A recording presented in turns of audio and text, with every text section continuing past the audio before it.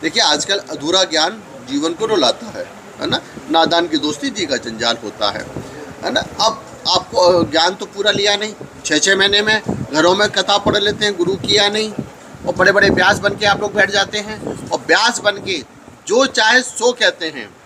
उसका ये परिणाम है कि युवा, आज का युवा हमारी सनातनी संस्कृति से और हमारे ईश्वर से, मठ मंदिरों से दूर होता जा रहा है। ये इसी का तो कारण है। बड़ा बड़ा महल है ना, लग्जरी ज़िंदगी, लग्जरी गाड़ियों में घूम रहे हैं। मेरे प्यारों, मैं फिर कह रहा हूँ, पहले आप पूरा ज्ञान प्राप्त करें। कम से कम अच्छी बातें ना करें मंच से बैठ के, तो बुरी बातें ना करें। मैं फिर कह रहा हूँ, अगर आप लोग इस तरह का काम करेंगे तो अखाड़े के साधु है ना, अखाड़े के साधु, महामंडलेश्वर, मंडलेश्वर, श्री महंत महंत, अब अखाड़ा ये निर्णय लेगा और हमारे है ना इस ईश्वर के लिए कोई भी चीज़ बर्दाश्त नहीं करेगा। इस निंदा कानून की मांग हम लोग इसलिए तो कर रहे हैं, भारत के सभी लोगों को इस निंदा कानून की मांग करनी चाहिए।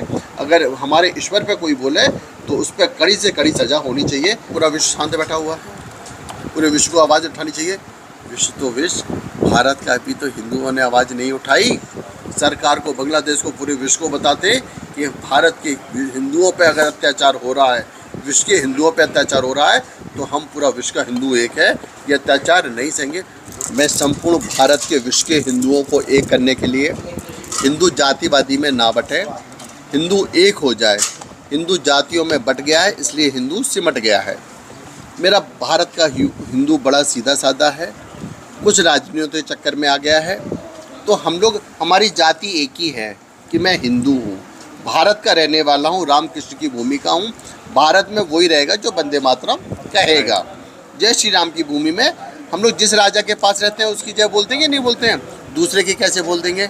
नहीं बोल सकते। इसी उद्देश्य से निकला हूँ, हमारे भारत का युवा नशा मुक्त हो और भारत में एक भी वृद्धा आश्रम ना हो।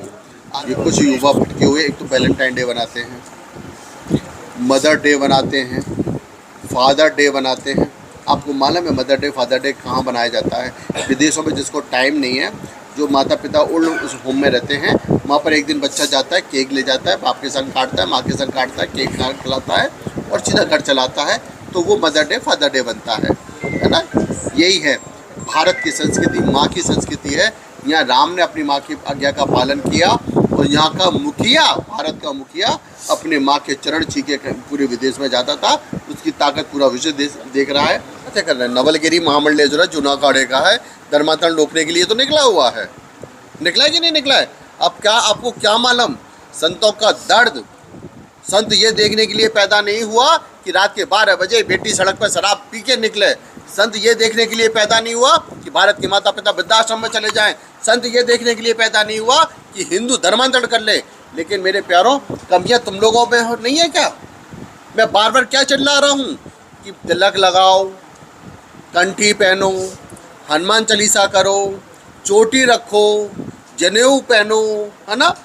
अगर आप लोग तिलक लगाएंगे, हनुमान चालीसा जाएंगे, मंदिरों में जाना शुरू करेंगे, तो ये गारंटी है आपका कोई भी परिवार का आदमी धर्मांतरण नहीं करेगा।